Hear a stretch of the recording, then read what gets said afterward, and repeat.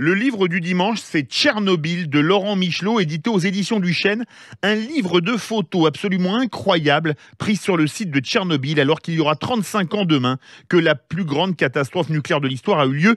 Nous sommes en compagnie de Laurent Michelot. Bonjour. Bonjour. Votre livre ne compte pas que des photos, il raconte l'histoire de la centrale et de la région de Tchernobyl, puisqu'il commence avec les statistiques de la ville à côté de la centrale, une ville qui s'appelle Pripyat. Oui, tout à fait, c'est ça. C'est la ville qui est vraiment adjacente à la centrale, là où habitaient la plupart des travailleurs du nucléaire. Alors justement, la centrale de Tchernobyl, on l'apprend en lisant votre livre, n'était pas à son premier accident, puisque le premier réacteur, inauguré en 1977, avait dû être arrêté 8 mois suite à un accident le 9 septembre 1982. Oui, tout à fait. Il y avait un incident, on va dire, c'est un incident comparé à un accident. Donc, c'est un problème technique qui a obligé vraiment la fermeture du réacteur, mais rien de comparable à ce qui s'est passé avec le réacteur numéro 4 en 86. C'était vraiment un incident technique, on va dire.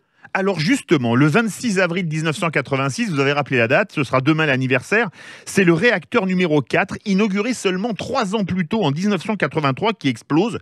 À quoi est due cette explosion ? En fait, c'est une combinaison d'erreurs humaines et de défauts techniques, en fait, qui ont conduit à la catastrophe. C'est un test de routine qui a mal tourné et comme le réacteur justement n'était pas vraiment bien conçu à l'origine de par sa technologie, c'est un enchaînement de choses qui sont passées et qui ont conduit à l'explosion. Alors justement, dans votre livre, il y a des images d'époque où on voit des hélicoptères Mi-26 bombardés d'une mélasse appelée Borda, les installations. Je montre l'image pour ceux qui sont en vidéo, c'est absolument génial. Ils ont beaucoup servi ces hélicoptères ? Oui, les hélicoptères ont énormément servi à Tchernobyl. Donc, d'une part pour répandre la mélasse, mais aussi pour jeter du sable et du boron sur le cœur du réacteur éventré, pour prendre des relevés dosimométriques, etc., etc. Donc, oui, les hélicoptères ont été énormément utilisés lors de la catastrophe. Alors, il y a ensuite plein de photos récentes de la centrale, c'est absolument impressionnant. À l'intérieur et à l'extérieur, on a l'impression, vous qui y êtes allé, que le temps s'est arrêté.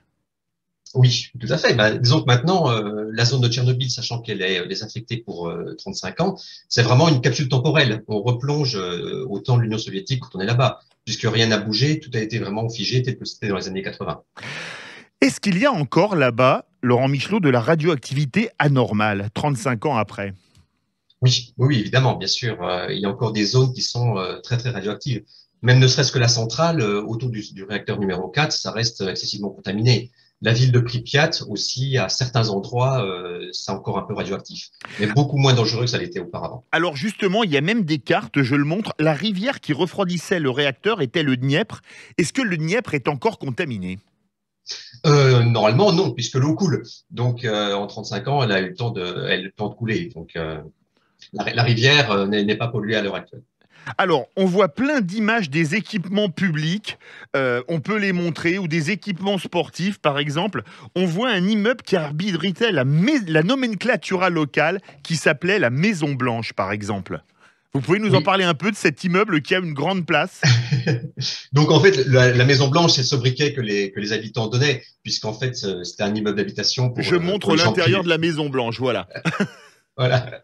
Voilà, donc c'est pour les gens privilégiés qui avaient quand même déjà un emplacement qui était privilégié puisqu'ils étaient vraiment au centre de la ville, en face du palais de la culture et ils avaient disons, des appartements qui étaient relativement cossus pour l'époque. Alors, je vous montre une double page, avant et maintenant, un magasin de télévision. C'est absolument incroyable, c'est un voyage dans le temps, les vieilles télévisions à tubes de fabrication soviétique. Oui, tout à fait. Là, on replonge vraiment dans la technologie soviétique des années 70 et 80. Alors justement, les écoles, les équipements sportifs, c'est absolument incroyable. Regardez, je montre la piscine avec les jeunes gens qui plongeaient et maintenant, il y a même des taggers qui sont venus quand on regarde les photos. Ah oui, bien sûr, bah évidemment, puisque maintenant Tchernobyl, vu qu'il y a eu quand même un certain succès médiatique suite à la série télé sur HBO en 2019, ça a attiré beaucoup de monde. Ça a attiré des youtubeurs, des instagrammeurs, mais aussi des gens qui venaient pour vandaliser parce qu'ils savaient qu'ils avaient une plateforme mondiale puisque les gens s'intéressaient vraiment à la zone. Le parc d'attractions, il y a encore la grande roue qui est restée comme ça, figée dans le temps. Tout à fait, oui. C'est devenu un lieu iconique de la ville, puisqu'on le voit de très loin, les couleurs vives qui contrastent avec la végétation environnante. Donc oui, c'est devenu un lieu vraiment très, très Il, il- emblématique de la ville. il y a les équipements médicaux, c'est un livre où il y a vraiment plein de choses. Pripyat a-t-il été reconstruit un peu plus loin, comme malheureusement, c'est une tragédie française, Oradour-sur-Glane a été reconstruite à 4 ou 5 kilomètres du village original, massacré en 44. Oui, ils ont construit une ville justement pour héberger tout le monde qui s'appelle Slavutich, qui se trouve à une quarantaine de Ah, mais kilomètres ils ont changé le de la nom par sortie. contre. Ah ben, ils n'ont pas recréé Pripyat. Pripyat, c'est définitivement mort. Je veux dire, ils l'ont abandonné et ils ont reconstruit une ville, une cité dortoir, on va dire, dans une zone qui n'était pas polluée. Donc, pour héberger tout le monde, justement, en delà de la zone radioactive. Est-ce que quand on est photographe comme vous, faire un reportage, un livre photo comme ça, c'est pas un moment exceptionnel qu'on ne peut vivre qu'à un seul endroit dans le monde? Ah si, c'est vraiment exceptionnel. Ça, Tchernobyl, disons que la zone est tellement particulière, tellement hors du temps c'est un lieu magnétique. Donc, une fois qu'on y va, on est aspiré, on a une seule envie, c'est d'y retourner pour approfondir le travail dedans. Merci beaucoup Laurent Michelot, je montre la couverture.